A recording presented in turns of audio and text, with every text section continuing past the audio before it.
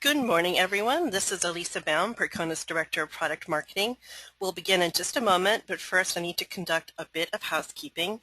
Could you please raise your hand using the hand icon in the GoToWebinar control panel to let me know if you can hear me? And let me take a look. Everybody hear me okay? Yes. Okay, great. Thanks. Next, during this webinar, you will be on mute, but should you have any questions during the discussion, please enter them in the questions field within the control panel. At the end of the webinar, we will take time to answer as many questions as possible, and those that aren't addressed will be answered in a follow-up blog entry on Percona's MySQL performance blog. In addition, a recording of this webinar will be made available to everybody within 48 hours, and I'll also include links to the slides. I'd like to thank you for attending today's webinar, Percona XtraDB Cluster as a MySQL HA solution for OpenStack. It's being presented by Percona Managing Consultant Jay Jansen, and also our Director of Product Management, Tushar Katari, will also be joining us at the end to do the questions and answers section. And with that said, I'll turn the floor over to Jay. Go ahead, Jay. All right, thanks, Lisa.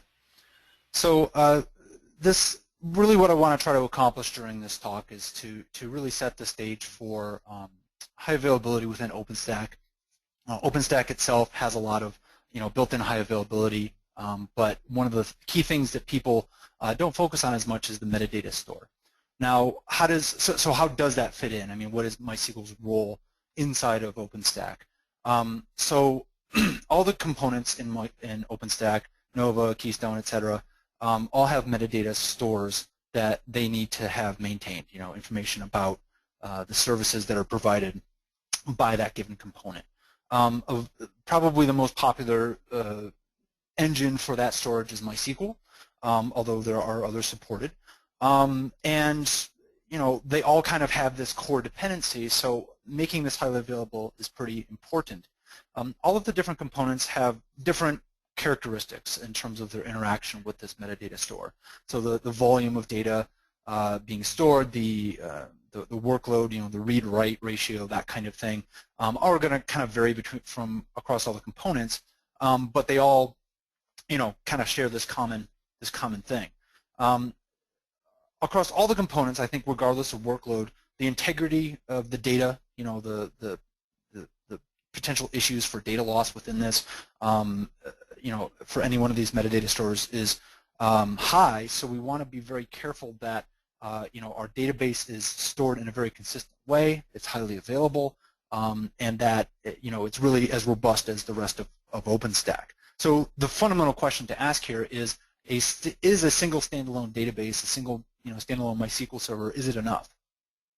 So to answer that question, or to present, I guess, some possible options and some things that people have addressed, I want to kind of talk about a few different ways to accomplish high availability with MySQL. And if you're more coming in from the OpenStack and MySQL isn't something that you've had a lot of interaction with, the thing that MySQL really brings to the table is the wealth of HA solutions. There are so many different ways to do HA inside of MySQL, and I'm just going to talk about a handful of them. So one of the first most straightforward ways to do high availability with MySQL would be some sort of file system replication. So we have a primary machine running our main MySQL instance. It's writing to a file system that is in turn on top of a block device that is replicated in some way, DRBD being probably the most go-to way to do that. That replicates to the secondary instance. And so we have anything written by the database to the file system to that block device is synchronously copied to the other node. So we have an identical copy of that block device at all times. So this is great for data redundancy. Anything that the database flushes to disk is also going to be flushed to that other server. But this, from a high availability perspective in MySQL, is frankly about a decade old or getting close to that. And it's not something that we see a lot of these days. There are still out there. It is tried and true. But the reasons that we don't see it as much anymore is because a few things. Number one is that our secondary machine, it's really just sitting there acting as it's a passive. You can't read off of it. You can't do anything with it from a MySQL perspective because on failover you basically have to break the DRBD link, mount the file system, and then start MySQL.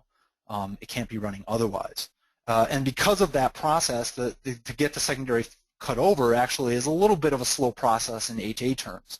This can be automated, but even still, you're talking probably about somewhere between 30 to 60 seconds to get the secondary MySQL spun up, and at that point, even then, the cache is cold, and you know the performance might not be great right away. But this is an option, and this is something that you know is fairly easy to understand and people would use. Kind of progressing along, you know, sort of the HA spectrum here in MySQL is just conventional MySQL asynchronous replication. This is master-slave MySQL. It's been around for many, many years. And the thing to realize here is that this is asynchronous. So we have a master, we have a slave. You know, our master fails, fine. We just maybe move our components over to read and write from the slave. But because it's asynchronous, there's a potential for data loss there. If that master takes a write from, you know, Nova or something and then immediately crashes, there is a reasonable chance that some data has not made it to the slave. So, you know, there is some potential for data loss there that might cause some issues. There is such a thing as MySQL semi-synchronous replication that was introduced in MySQL 5.1. And at this point in time, it's not, I would say, widely used just because it does cause quite a bit of performance degradation. This is something that is actually being improved quite a bit in the upcoming MySQL 5.7 releases. But in the meantime, semi-synchronous is not really what I would call a viable contender in most cases. The other thing about MySQL replication in general as a failover mechanism, and this is something that, you know, I've been using professionally for over 10 years, you know, rearranging the topology inside of a MySQL replication tree, if you will. You know, there's master, there's slave, there could be many slaves. Reorganizing that topology has always been hard to solve. The recent MySQL 5.6 GA release takes a big step in improving that, but it's not something that is particularly widespread at this point in time, and it's, you know, there's still management overhead involved in that replication topology. So you might be thinking, well, okay, we need MySQL and we need a cluster of these nodes, so why don't we use the thing called MySQL Cluster? In my opinion, you know, the product name is MySQL Cluster, but really this isn't MySQL. This is something called NDB, which is a sharded, basically NoSQL type data cluster before the term NoSQL was invented. And so this cluster is where all the data is stored and managed. It's highly redundant. It does internal sharding on tables and things like that. So it's great. It's got a lot of good features. And then the interface, the MySQL part of it, is the storage engine API inside of MySQL allows us to, you know, use different engines to store tables, and so that connects into the cluster and does all the data access and so forth. So this is a great solution for both data integrity because within the cluster you define replica sets and how many copies of data you want to keep. So every, you know, set has every node in the set has a full copy of that data for that set, and also scalability because it has internal sharding. You can add more data sets and or data groups rather, and scale this out, you know, relatively linearly for the right use cases. You know, you can read and write on any one of the SQL nodes connected up to the cluster. It doesn't matter because all the state, all the data is actually inside the cluster. Now, all that being said, the real flip side of this is that this thing is you know, fairly complex to set up and operate. There's a lot of moving pieces here. This is not you know, something that you want to attempt typically for something that's relatively small, something that's relatively, you know, not handling a bunch of load. You really want you know, a good compelling reason to go with it because of the amount of complexity involved. The other aspect to it that most people don't really realize, and again, this is where I think the name is a little misleading, is that the NDB storage engine and, you know, performance of the NDB cluster is very unlike any other storage engine inside of MySQL. So practically what that means is you may start off with a MySQL server running InnoDB, which is, as of 5.6, the default storage engine, and, you know, and then want to migrate into this, you know, production cluster because, you know, in production we really need the cluster, and it's going to perform very differently, very differently. So, you know, in general, the OpenStack components have been built off of just regular standalone MySQL. All the interactions with MySQL have been, you know, built and tested using standard MySQL, and moving into MySQL cluster, it's very likely that performance is going to be substantially different, and that may cause other issues. So that leads us into Percona XtraDB Cluster, which is probably why most of you are here. Percona XtraDB Cluster, or PXC, is a little unlike all of the other ones, a little like and a little unlike. So what is it really? Well, it is in ODB. I mean, all the nodes are running in ODB. And then that's bolted onto this thing called Galera, which is a virtually synchronous replication mechanism. It's basically an add-on to each one of the nodes in the cluster that implements this virtual synchrony replication, which I'll talk about a little bit more detail in a bit. All the data in this cluster is on all the nodes, so it's like a master-slave in the sense that, you know, master-slave, they both have all the data, and you're getting replication between them. This has maintained strong data integrity, and again, I'll dig into a little bit about how replication works here. But essentially, you know, you write to a node, and if you get an acknowledgement from that node that the write was successful, the write will apply on all the other nodes. It has already been delivered to all the other nodes, and it will apply on them. So it's similar to master-slave a little bit in the sense that, again, you know, there's all the data is on all the nodes. There's this replication between them. But there's a little less failover complexity here in the sense that there's no master, per se. Within the cluster, there's no concept of a master. There's no you know, single node that is elected as the master as far as the cluster is concerned. So what that practically means is that I could be writing on one of these nodes, and if that node happens to fail, okay, I just start writing on one of the other nodes, and there's no middle step there to take as there would be with MySQL replication. I also alluded to, or I think I might have mentioned, but the other fact that may not be clear here is that you can actually read and write on any of the nodes in this cluster. So there's no master in the sense that one node is where all the writes have to go. It is possible to write to any node in the cluster, and the replication is omnidirectional. The other thing that makes it kind of similar to master-slave is that you can scale reads by adding nodes to this cluster. So, okay, we need read scalability. We can put another node or two onto the cluster, and all those, again, all the nodes have all the data. So, you know, we have more nodes that we can put into our rotation of a load balancer rotation. Write scalability is a common question I get. Write scalability this is not scalable in the way that, say, MySQL cluster is, because all data is on all the nodes. There's no internal sharding, for example. So there is a certain degree of scalability, but by adding more nodes, mostly from the overhead, spreading around the overhead of SQL processing, but it does not offer linear scalability like some other clustering products. So with all that being said, you know, as I mentioned before, every product, every not product, but every HA implementation, anything beyond a single single standalone MySQL server is going to be somewhat different. There's always something you have to consider. For file system replication, it's failover time, and you know what to do when the database is just not available at all.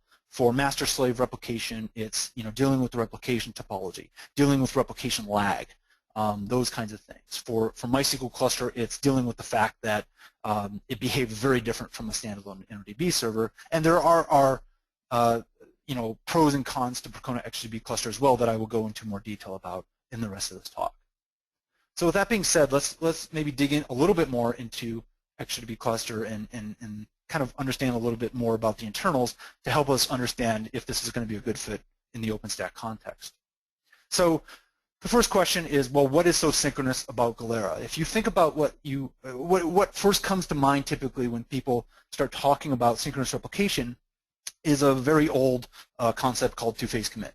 And the idea is that, well, if we have multiple nodes and we need to execute a transaction, we want to make this synchronous, what we will do is we will open the transaction simultaneously on both nodes or n number of nodes. We will, you know, go through the transaction, apply everything at the same time. When we're ready to commit, everybody will have to sort of acknowledge, hey, yes, I'm ready to commit, I'm ready to commit. And you have to kind of keep all that synchronized and so forth. Two-phase commit or multi-phase commit is extremely expensive. Particularly from a networking perspective, there's a ton of chatter across the nodes that has to be maintained, and there's a lot of little edge cases. You know, what if you are in the middle of, you know, executing this transaction and one of the nodes dies? What do you do? How do you cope with that? What happens to the client? Does the client have to start over from scratch at that point? And so Galera implements something very different. It is virtually synchronous in the sense that, as I said, when you get a response from a node saying that a commit or say an auto-committed update statement has finished, you are guaranteed that it has committed on the local node, that it has replicated to all the other nodes, that they have a copy of it, and they will apply it. So let's dig into that a little bit with this diagram. So in this case, I have 3 nodes in my cluster, node 1, 2, 3, and I'm calling node 1 a master node. Now, when I say master node here, please don't get confused. I just got done saying there is no such thing as a master node in Galera. What I'm saying here is that this is the node where the transaction is being executed from. This is where the client is connected to, the application, the OpenStack component. So in this case, we're illustrating an auto commit. An auto commit is, in MySQL terms, any modification command, insert, update, delete, that sort of thing, that implies a commit. So every time you run one of these commands, it automatically just issues a commit for you. If you're unfamiliar with SQL semantics, there's also something called a transaction or a multi-statement transaction where you can actually do multiple modifications, DMLs, and then issue something called a commit, which will say, okay, now that is actually going to be, applied, to this database. Everybody else will see the data. But in this case, we're just talking a simple case. Let's just pretend this is an update statement for a given row. So when that statement is executed, we have the, on our master node, on node 1 for this transaction, this is the master node. We execute this transaction, then there's an implicit commit. The implicit commit in auto commit will do the following in Galera. It's going to replicate that transaction, the set of changes or changes to all the other nodes in the cluster.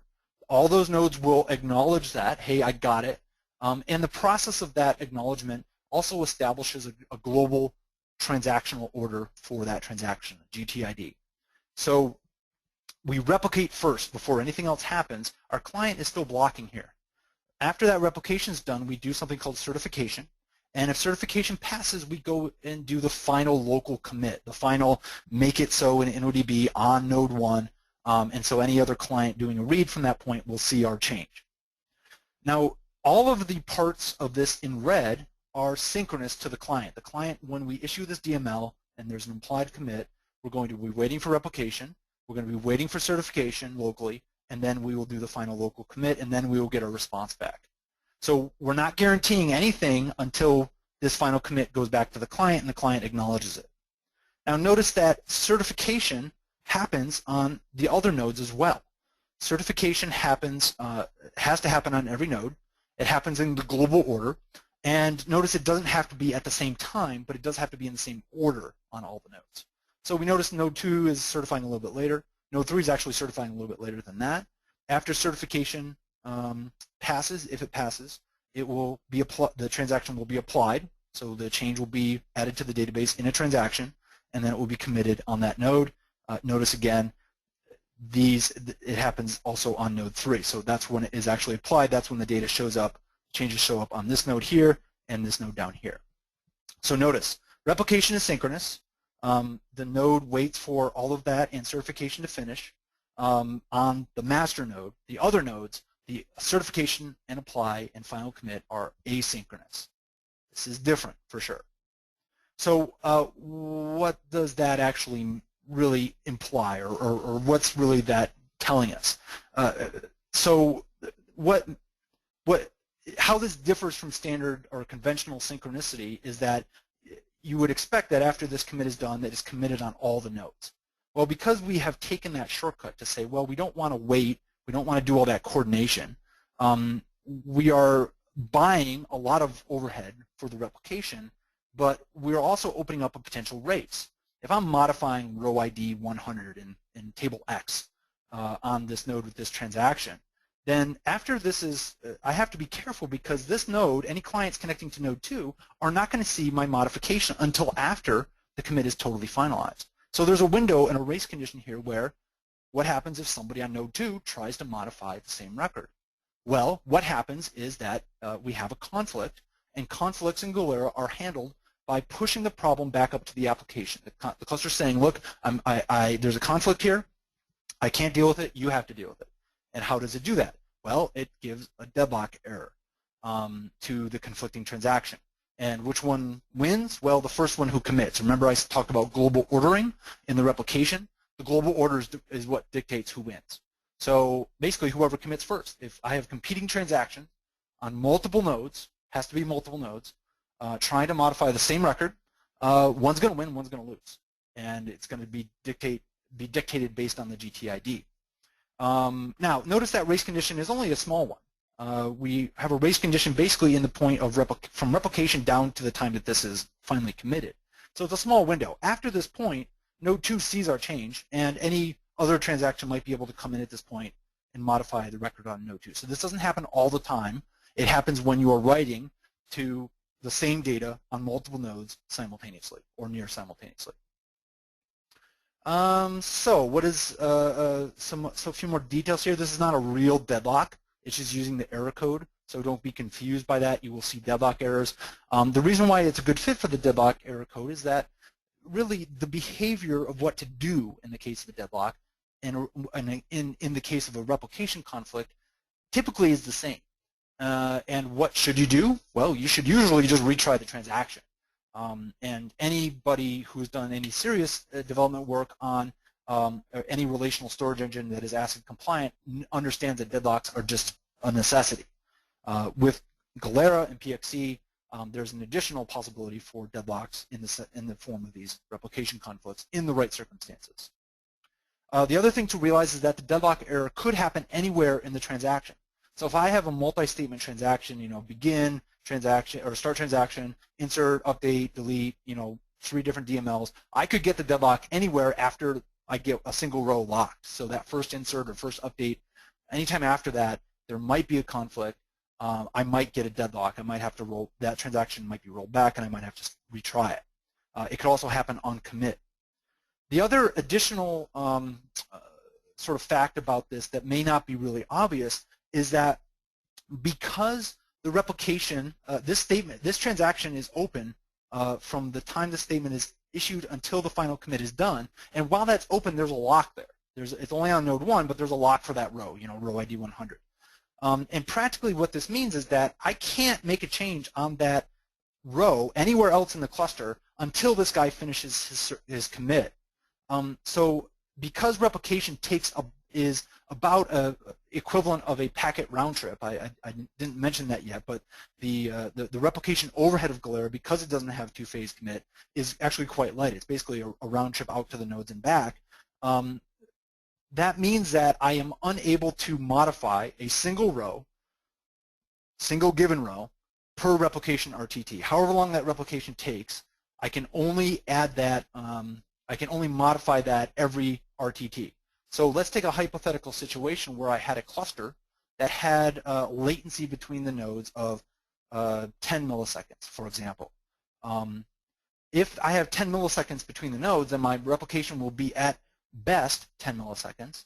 And what that practically will mean is that I will only be able to update my row ID 100 up to, at best, 100 times per second. That's it. I have no way to go any faster than that because this is synchronous, or virtually synchronous. So what does that mean for OpenStack? It's probably what you really care about. Well, if you are using multiple nodes to write for your OpenStack component or components, then that can cause conflicts. Now, it's depending on it depends on whether or not the workload is modifying a small set of rows at a high volume across multiple nodes, or not, which it may not be for most OpenStack components. And it also depends just the overall workload of the system, how busy it is. So practically speaking, this may not be a huge issue for a normal conflicts. And then the other thing is that, practically speaking, a proper database library that is designed correctly for an ACID compliant multi-version concurrency controlled database should properly handle deadlocks by retrying or whatever. So practically speaking, it should be transparent. However, it is not. One example of this is that in XtraDB Cluster, I mentioned that locks are not replicated. So if I take a lock on a single node, that lock is not immediately, there's no notification sent to the other nodes like, hey, there's a lock on this row, you can't change it. So the implication of that is that there's a syntax in SQL called select for update, and the idea is you're selecting some row that you're going to in turn modify. So select for update is atomic. You select it and then you get the lock right away. It's an exclusive lock. But the problem is that if I start doing that, I can do a select for update on each one of my nodes on the same row, and Galera doesn't care because the replication doesn't happen, that the communication about the transaction doesn't happen until the replication phase. So what was happening, and is still happening to some degree, is that the SQL alchemy libraries and the OpenStack library and the OpenStack components that we're using was using some function calls or whatever that was up at the OpenStack layer that turned into a select for update. And practically, once you spread that out across multiple nodes, you're going to get deadlock errors because you're able to get that lock on multiple nodes. And so one of the transactions that is actually modifying that record that commits first, that's going to win, and everybody else who has the lock at the same time is going to get that rollback. So that's an example of where it can be problematic with OpenStack components. So the thing to kind of throw in here to kind of hopefully alleviate some of this, or to think about, is that all the OpenStack components have independent schemas, independent databases in MySQL terms. What I mean by that is there's a separate database for Nova, there's a separate database for each individual component, and they don't talk to each other. They don't need to cross, do joins across them or anything like that. And that actually gives us a big advantage, because what we can do, we can still have a single cluster that has all the databases on it. But what we could do is we could say, well, this component connects to this node as its primary to read and write, and this one connects to this component to read and write. We can actually load balance the components across the nodes without needing to run into some of these conflict errors. As long as all the reads and writes, all the writes specifically, for a given data set, okay, whether it's a row, a single table, or a whole schema, are on a single node, then it's okay if there's writes on the other nodes that are for different databases and different data sets. There should not be any conflict in that specific case. So that's one option. We could divide it up and each component gets its own node to write to, and you'll never get those replication conflicts. Another alternative, of course, is just, well, read and write on one node for all the components. That's also possible, but it's maybe a bit of a heavy hammer. There are fixes being done in the various OpenStack projects. This specific problem really came to light in the last, I think over the summer, there was some work that some of our guys did with some of the guys in Mirantis that kind of revealed the problem. And my understanding from them is that in the Juno release, recent Juno release from OpenStack, a lot of these problems have been fixed, although I don't believe that all of them have been fixed, to the best of my knowledge. A little bit more about Galera. We talked a bit about replication and the deadlock errors and those sorts of things, but how else does it work? Well, one important topic is node failure. What happens when a node does fail? How do you deal with it? And how does the cluster deal with it? So node failure, remember the replication part of Galera is synchronous. So if I'm doing a write on, let's say, this node up here on the upper left, and I'm waiting for the acknowledgement from the other nodes, if one of the nodes doesn't acknowledge, I cannot complete the replication step. I have to block and wait for it.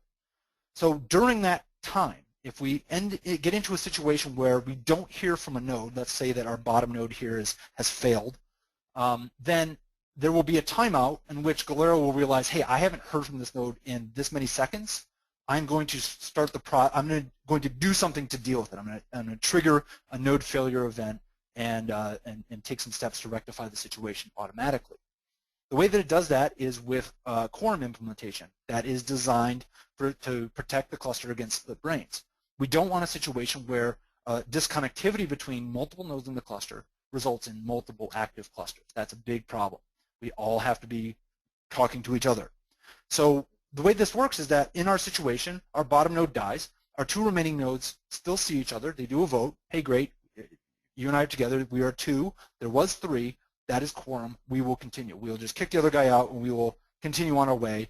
The write that was blocking here will then replicate between these two and carry on as a two-node cluster.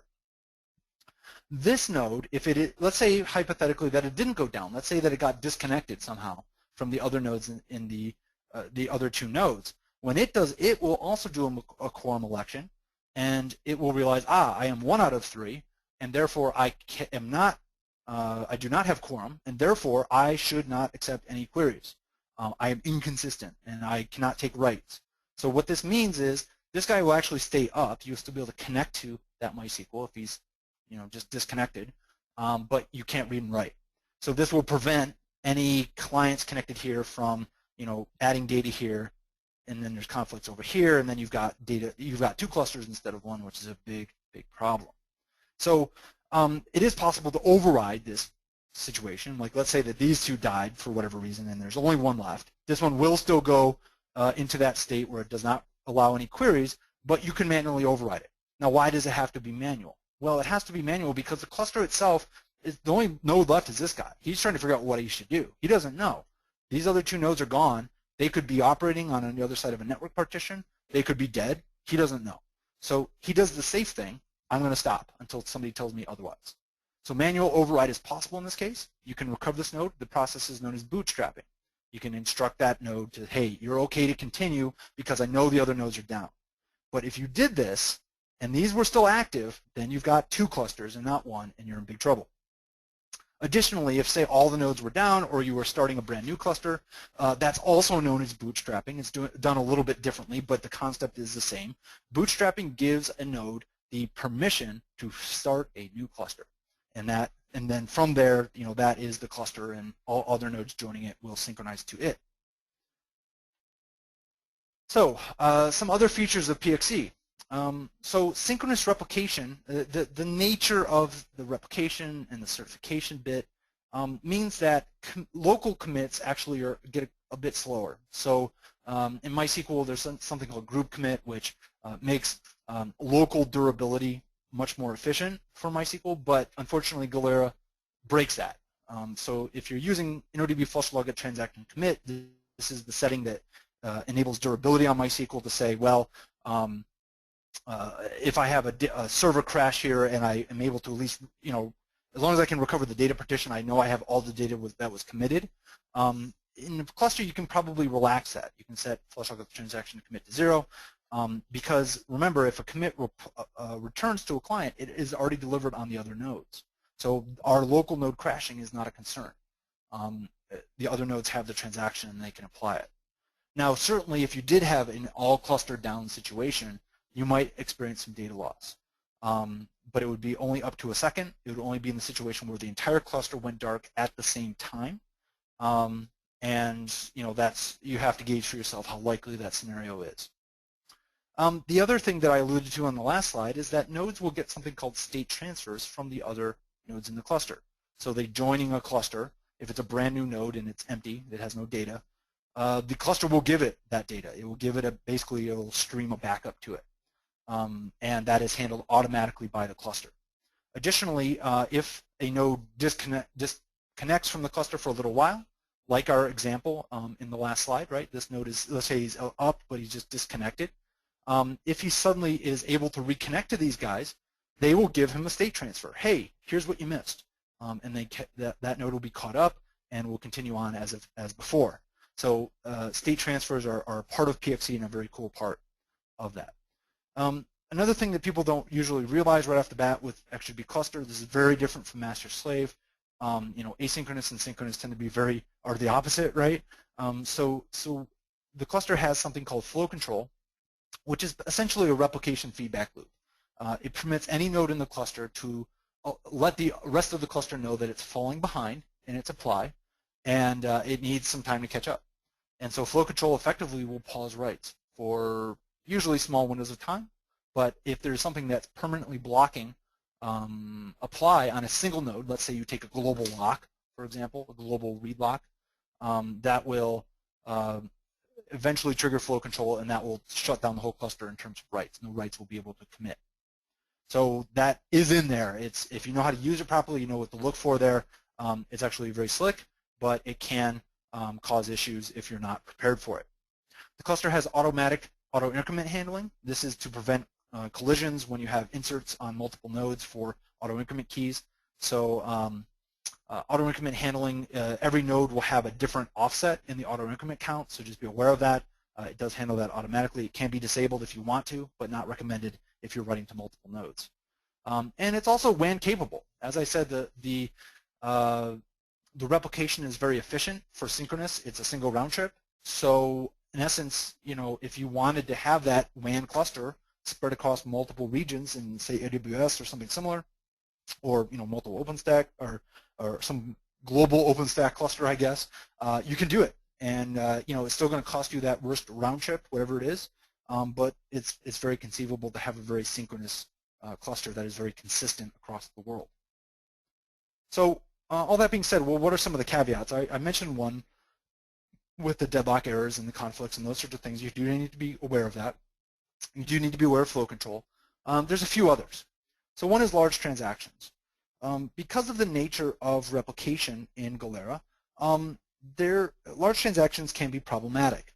Now, one thing I didn't mention is that if there's multiple transactions going through Galera on a node, that has a bunch of replication transactions in its queue to apply, they can be applied in parallel. Galera has the ability to parallel apply transactions, but that's only the apply part. There's still other serialization points where it has to be forced in order by the global transaction ID, and those points are replication, certification, and the final commit. So even though we do have parallel apply, which is a great feature and can increase your throughput quite a bit, there still are circumstances where everybody's basically just got to wait for one transaction to go through before the next one can go and so forth. When we have a large transaction, and by large I mean large that changes many rows, many hundreds or thousands or millions of rows at one shot, then we have a very large transaction that has to be squeezed through all of these serialization points. We have to copy that transaction. It's not just a single packet. It has to be many, many, many packets to all the other nodes before it can be even acknowledged. Certification is performance is based on the number of rows being modified. So that will be that much more expensive if you're changing that many more rows. And then the final commit will basically just be blocking. So if we have, even if we have parallel apply for multiple transactions, we'll have a bunch of transactions waiting for this big transaction to finish applying and then commit before they can commit. So large transactions cause bottlenecks, period. In general, on OpenStack, this is not too big of a problem, but there are some maintenance jobs and things that will go through. Usually it's the types of jobs that go clean up a bunch of old data. So going and deleting a bunch of sessions or some other historical data with a single query can result in a very large transaction, which can in turn cause a stall or inherent stall on the cluster. Another problem with XtraDB cluster is schema changes. Schema changes are similar to large transactions in the sense that they can cause bottlenecks, but it's actually a little bit worse. Well, depending on how you look at it. DDL inside of MySQL is not transactional. It cannot be rolled back. It has to, pretty much if you're going to start it, you have to start it and let it complete. And we really don't have a record of all the changes to replicate. We just have to replicate the statement to make the change. So because of that, we have to execute DDLs in something called TOI, Total Order Isolation. This means that when I issue an alter by default in the cluster on a single node, it will basically stop replication on all the nodes and then apply that DDL consistently at a consistent point in the replication history across all the nodes, and then it will continue.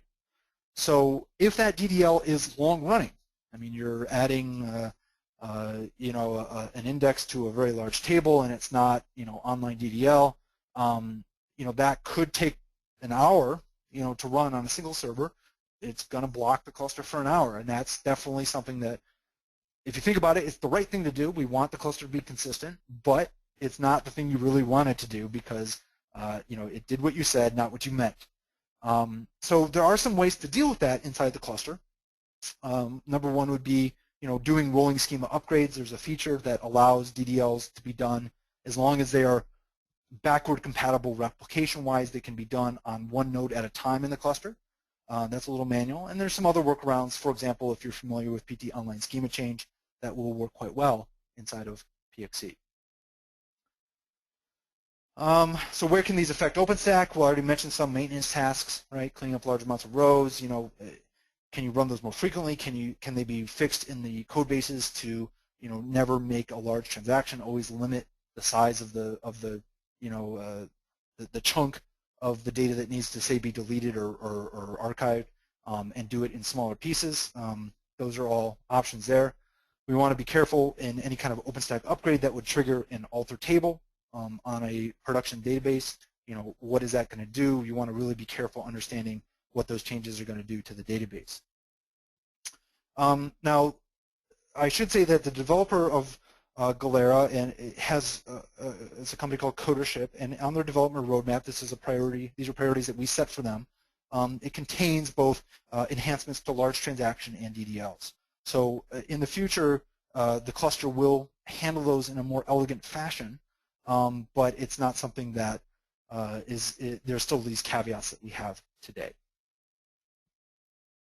So all that being said, well, how do we actually just make it highly available? I mean, we've got this 3-node cluster. How do we connect our components to it? What are some best practices there? So one fairly straightforward way is to use a very simple IP failover system called KeepAliveD. That would run on all of our nodes here in this cluster. So 3 nodes all have KeepAliveD, and we have let's say it's a single global virtual IP, a VIP. And KeepAliveD will basically bring the VIP up on one of these nodes in the KeepAliveD cluster, and if that node goes down, it'll move it over to another node. And so as long as our components are connected to the virtual IP and not the real IPs of the XtraDB cluster nodes, then they will get disconnected, of course, from this one. The VIP will move here, and then when they reconnect, they will connect to the proper alive server. And you can have multiple VIPs. You can have a VIP for every component. It's possible with KeepAliveD to even spread VIPs out across multiple nodes so that they're not all bunched up in the same place, unless they have to be. So that's a pretty straightforward way to do things. If every component is using a single VIP or each component has its own VIP, all the reads and writes to a given data set are always going to be on a single node in the cluster, and then we don't have to worry about replication conflicts in that case. But like I said, the VIPs could be spread across multiple nodes. And you can have a VIP, for Nova here, Keystone here, and etc. Another option that is pretty popular is HAproxy. HAproxy is a TCP load balancer. It's really it's an HTTP load balancer. It's really designed for HTTP layer 7. But for MySQL purposes, we use it at the TCP level, layer 4. And we would configure this to have a health check on our cluster nodes that is run on an HTTP port. Now, why do we do an HTTP port? Well, we could just verify that the MySQL port 3306 is alive, but that doesn't tell us if it tells us if the daemon is running, but it doesn't tell us if that node is still a member of the cluster. Remember, we could have had network connectivity break between some of these nodes. So we need to take a little bit more into consideration. So the HTTP check allows us to tie an HTTP request to a port on each one of these, a distinct HTTP port here, here, and here, that in turn goes around and runs a script that checks the local state of the node. Is the node alive? Yes, but also is the node part of that quorum, if there was a failure. So we tie it to that, and that works pretty well. We can load balance with HAproxy so that we have least connected or round robin across all 3 of these nodes. Now, if you're using persistent connections, which a lot of the OpenStack components are, then that negates it a little bit because once you make a connection, it's stuck there. There's no really way to load balance at layer 4 except with new connections. But so be it. We can also actually do single active this way. So we could say, well, I don't want to load balance. I actually just want to have this one be the primary, and then if it fails, then I'll go to this one, and then if this one fails, it goes to here. And in that way, we could still direct all the traffic for everything hitting that HTTP front end to a single node in the cluster if we were choosing to do that. Pacemaker also is another option. I know the Red Hat guys really like this. The Red Hat OSP implementation uses Pacemaker, as I understand, to help manage the high availability of the various OpenStack components.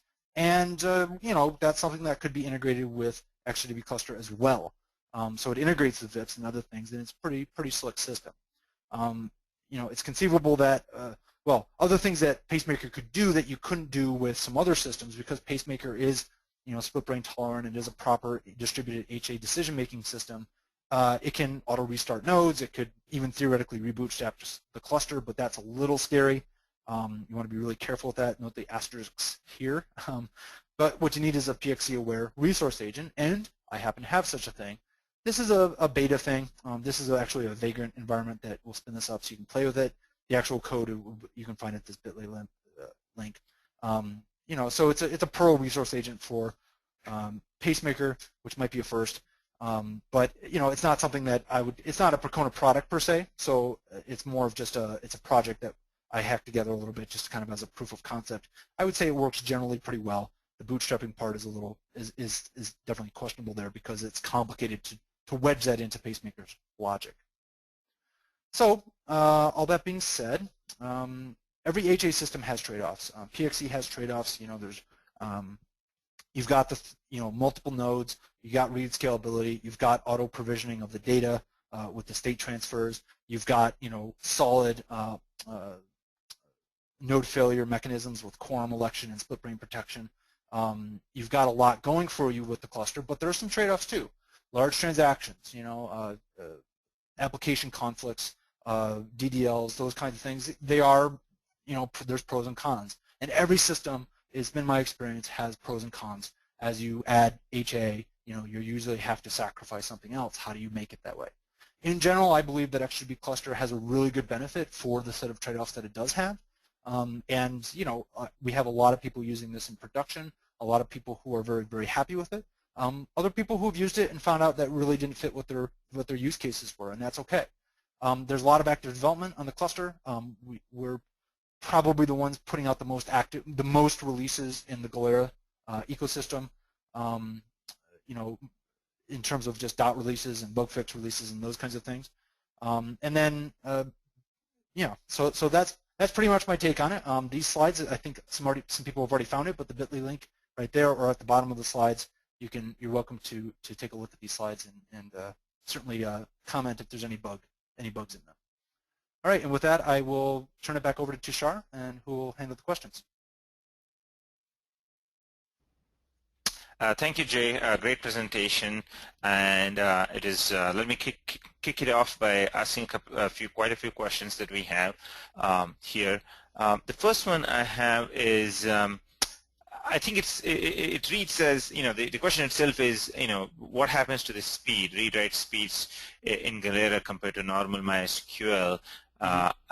So, do you want to take that, or you Sure, can kind sure. of broaden that one too. It's probably quite elaborate if you get into that. Sure. So the read speed in general by default is unaffected. Every node is just you'll do a read, and it'll be as if you're connected to a local MySQL instance. Now remember, there is such a thing in Galera as apply lag. It cannot, unless you tell it, get as bad as standard asynchronous replication in terms of lag. But there's also an option to say, I don't want any lag. I want to guarantee that everything's up to date. And if you do use that option for reads, it will slow down the reads naturally because it has to wait for the apply queue to catch up. But in general, the reads are pretty much unaffected by Galera apart from that one specific setting. From the right side of things, yes, there's going to be a difference in performance. If you were running, a really hot single MySQL server that's taking thousands of transactions per second, you're going to see a difference in performance going into a synchronous cluster. You're just going to. It doesn't matter the product. As I said, the best you should expect is about a ping round trip time. Now, in a typical LAN, physical gear, we're talking usually about sub-millisecond times, but that will add up. Remember that you can only make updates to a single row as many, as fast as a round trip is. So that's a big part of it. Certification can add a little bit of it too, and so forth. So yes, there will be some additional overhead for read-write or for writing, but depending on the workload, it's really going to only be a really serious problem on extremely high volume writes. And also, Jay, on the flip side of it, or on the other side of the coin kind of stuff also is, just because, if you kind of load balance the reads across multiple nodes, you kind of get a benefit there too, in which, right. kind of speeding up in a way and scaling it up. Right. The unfortunate bit is that OpenStack components do not, as I understand, have the distinction between read, write, and read-only database handles.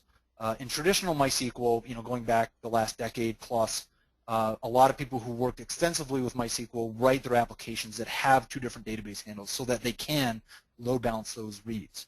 But if that, because OpenStack doesn't have that, then either we have to load balance reads and writes, or we have to, trade off and say, well, we can only read and write on a single node, depending on the severity of the conflicts that I described.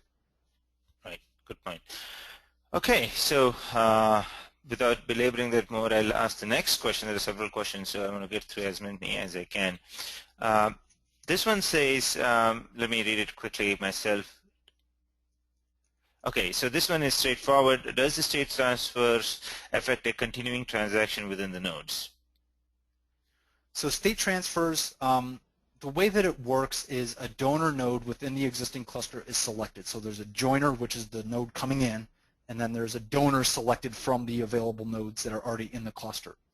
In general, that does not affect that node. I mean, other things are still happening.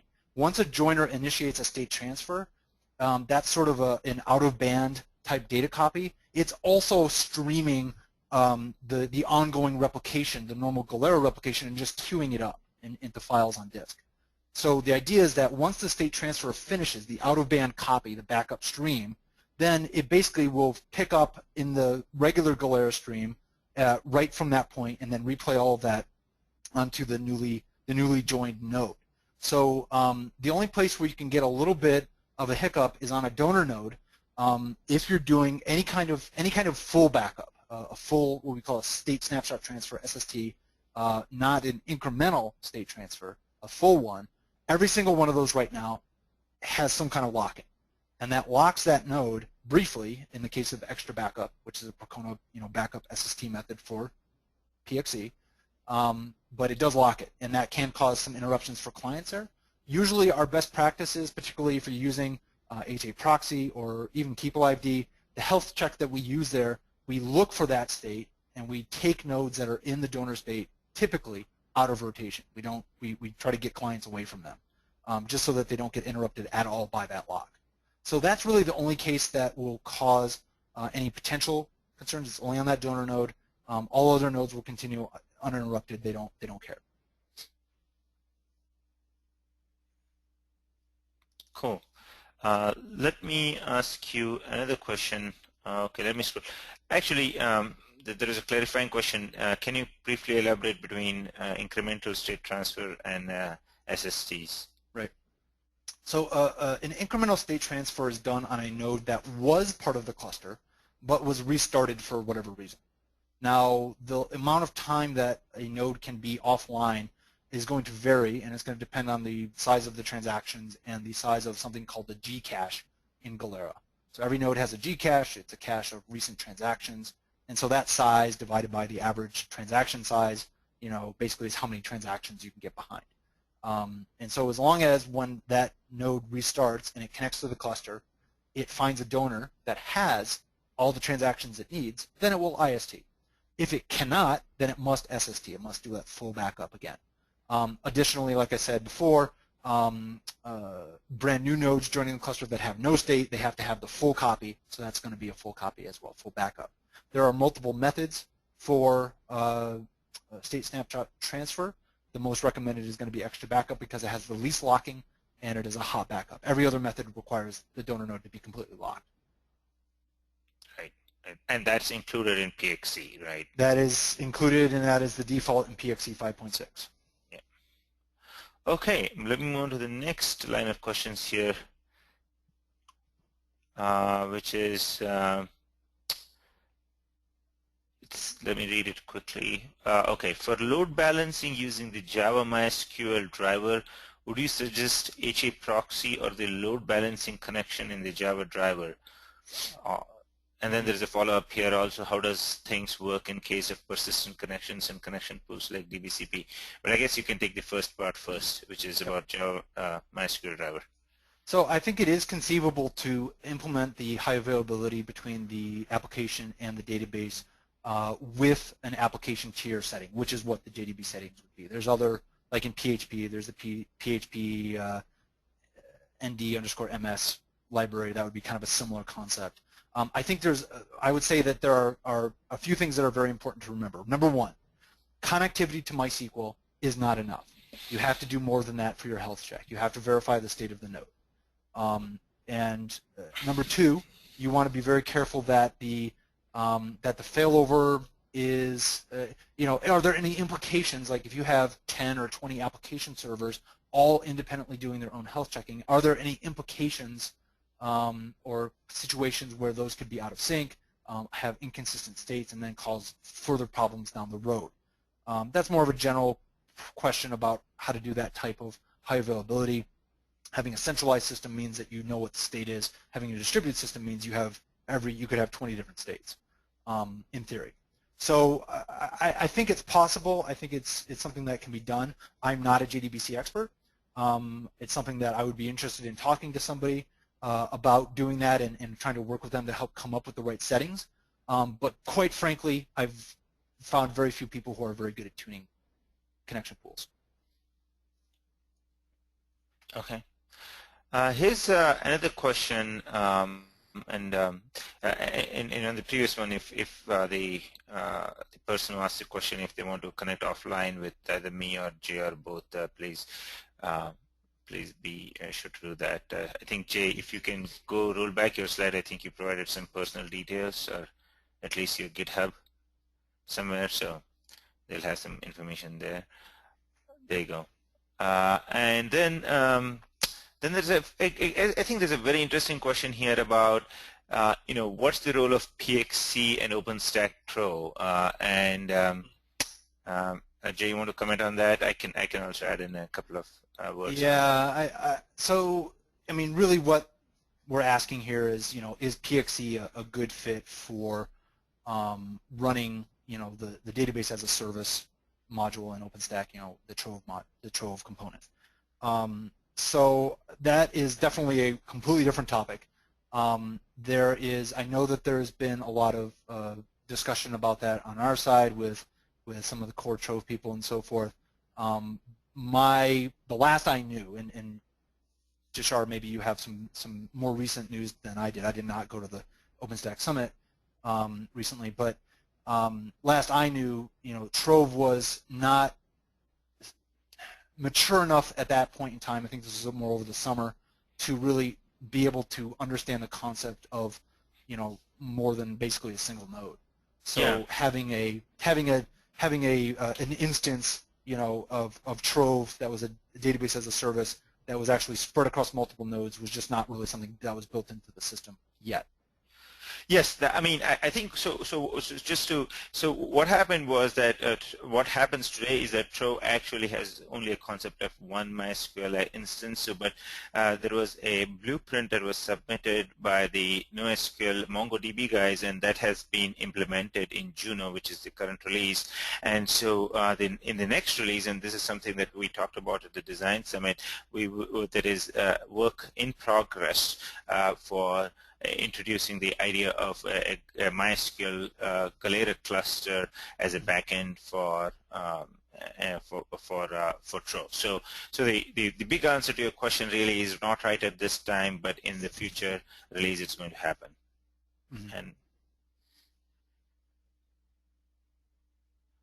okay, I think we are almost out of time. So with this, I'll actually hand it back to, thanks Jay, there were great questions, great presentation.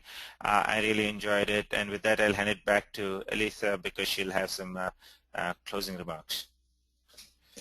Thank you guys, thank you very much. All right, so everyone, I hope that you enjoyed today's presentation by Jay and Tushar. Great job, guys. And just so that you know, I will be sending out a link to this presentation recording as well as the slides within the next 48 hours. In addition, I'll make sure that Jay and Tushar get the questions that you asked in case we didn't get to them. Jay will do a follow-up blog post on MySQL Performance blog to make sure that all your questions are addressed. And then just my final comment is we are having another OpenStack related webinar on December 10th. It's being given by Peter Burrows and Morantis, and it's a deep dive into OpenStack and MySQL. This is kind of a repeat performance of what was given at OpenStack Summit, and for those of you that missed it, it's going to go into things like performance and benchmarking and that kind of thing. So please register for that. We would love to see you there on December 10th. With that said, thank you guys very much. Everybody, please enjoy the rest of your day and hope to see you again soon. Take care.